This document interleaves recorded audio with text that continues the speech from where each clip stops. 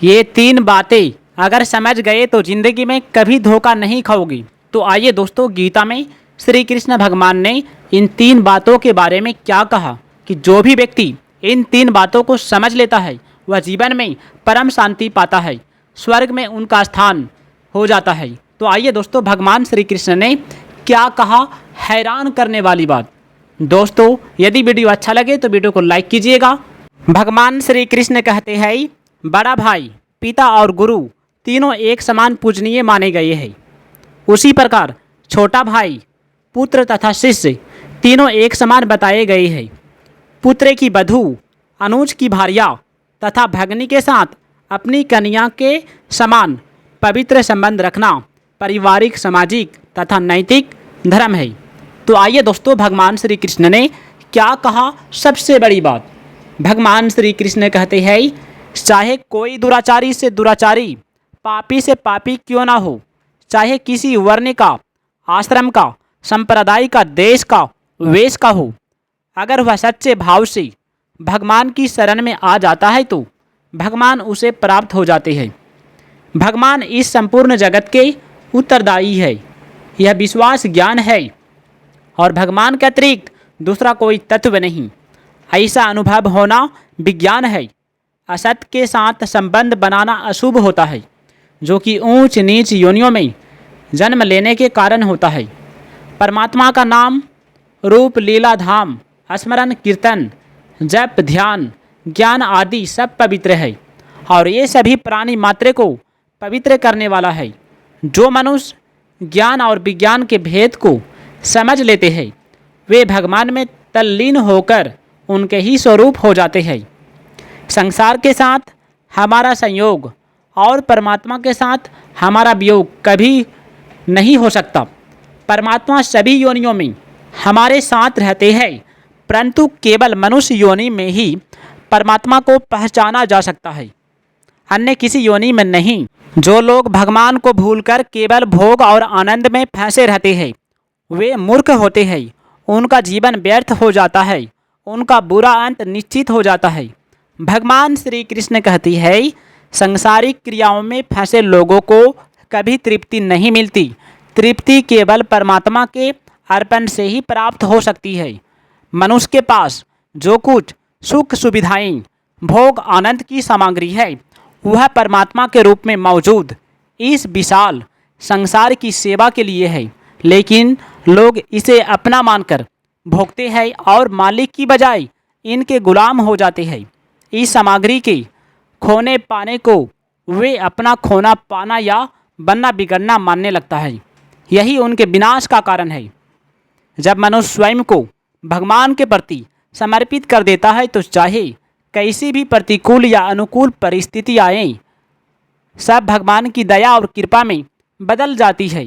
जैसे बच्चे को सुधारने के लिए माँ उसे अनुशासन का पाठ सिखाती है, वैसे ही मनुष्य को सही मार्ग पर चलाने के लिए परमात्मा उसी समय समय पर परीक्षा लेते रहते हैं।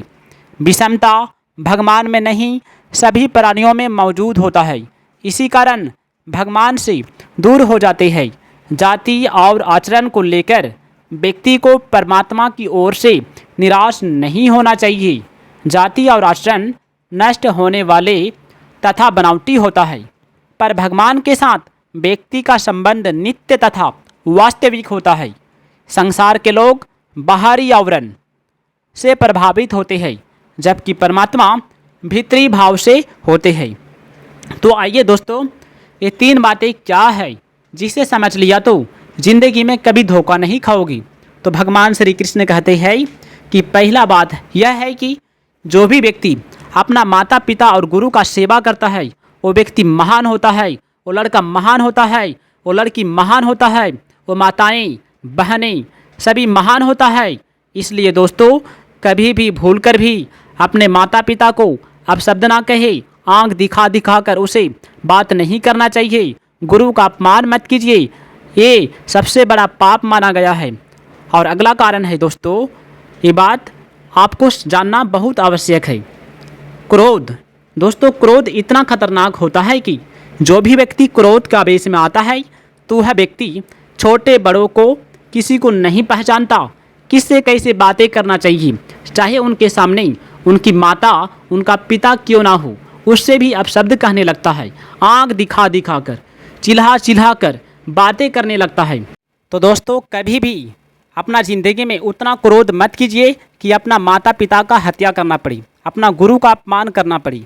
क्रोध उस जगह में कीजिए जहाँ पर ज़रूरी होता है, जहाँ पर कोई आपका अपमान करता है, लेकिन अपने माता पिता और गुरु पर कभी भी क्रोध मत कीजिएगा, क्योंकि ये ऐसा करना सबसे बड़ा पाप माना गया है।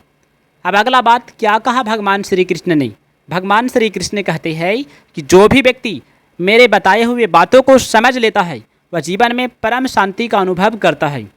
कि जो भी व्यक्ति लोभ करता है, लालच करता है, उससे बहुत बड़ा पाप हो जाता है। कभी भी दोस्तों हमें लोभ लालच में नहीं पड़ना चाहिए। कहा जाता है कि लोभ ही पाप का जड़ है। इसलिए हमें जो भी मिला उतना में हमें संतुष्ट होना चाहिए, अधिक की चेष्टा में नहीं रहना चाहिए। उनके लिए हमें परिश्रम करने की आवश्यकता होगी, जो हमें परिश्रम करना पड़ेगा। चोरी नहीं कीजिए, लोभ मत कीजिए, नहीं तो आप विनाश हो जाओगी। तो आइए दोस्तों भगवान श्री कृष्ण ने क्या कहा सबसे बड़ा ज्ञान का बात, सुनकर आप हैरान हो जाओगी। दोस्तों भगवान श्री कृष्ण कहते हैं कि परमात्मा को पाने के लिए और दूसरों के कल्याण के लिए जैसा आपने देखा, सुना और समझा, उसे वैसा का वैसा बिना मिलावट के कह देना सत्य है। इंद्रियों को उनके विषयों से अलग करके परमात्मा के ध्यान में लगाना दम होता है, तथा मन को सांसारिक भोगों के चिंतन से अलग करने का नाम सम होता है।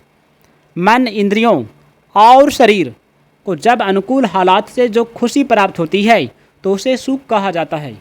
दोस्तों सबसे बड़ी शक्ति मन की है, परंतु मन एक चंचल घोड़े की भांति कभी स्थिर नहीं होता है। भगवान श्री कृष्ण कहते हैं कि शक्ति की हानि नहीं होती, वह सामर्थ्यवान बना ही रहता है।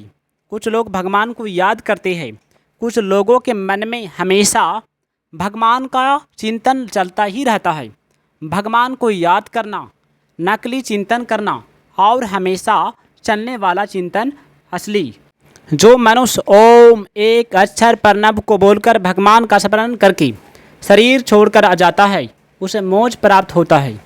पर्वतों में हिमालय, नदियों में गंगा और वृक्षों में पीपल सर्वश्रेष्ठ है। हाथियों में ऐरावत, अस्त्र शास्त्रों में वज्र, गायों में कामधेनु और सर्पों में वासुकी श्रेष्ठ है। वायु से सब चीज़ें पवित्र होती है, वायु से ही निर्गुणता आती है। इसे परमात्मा का ही रूप समझना चाहिए। कृति, श्री, वाक, स्मृति, मेधा, धृति और क्षमा, ये सातों संसार की श्रेष्ठ नारियां हैं। इनमें कृति, स्मृति, मेधा, धृति और क्षमा ये पांच प्रजापति दक्ष की, श्री महर्षि भृगु की तथा वाक ब्रह्मा जी की कन्या है। तो आइए दोस्तों भगवान श्री कृष्ण ने क्या कहा। परमात्मा का स्वरूप अत्यंत विराट है।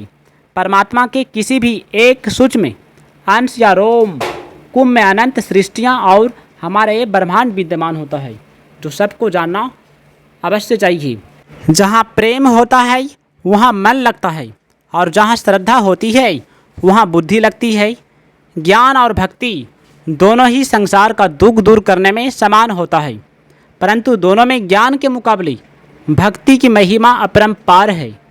क्योंकि ज्ञान में तो अखंड रस की प्राप्ति होती है, पर भक्ति में अनंत रस की प्राप्ति होती है, जो निरंतर बढ़ता रहता है। नेत्रों की दृष्टि और शब्द आपस में नहीं टकराती। शरीर से लगाव नहीं रखना चाहिए, समाज से लगाव रखना चाहिए। शरीर से लगाव रखने से अहंकार का भाव बढ़ता ही चला जाता है, जबकि समाज से लगाव रखने पर अहंकार समाप्त हो जाता है।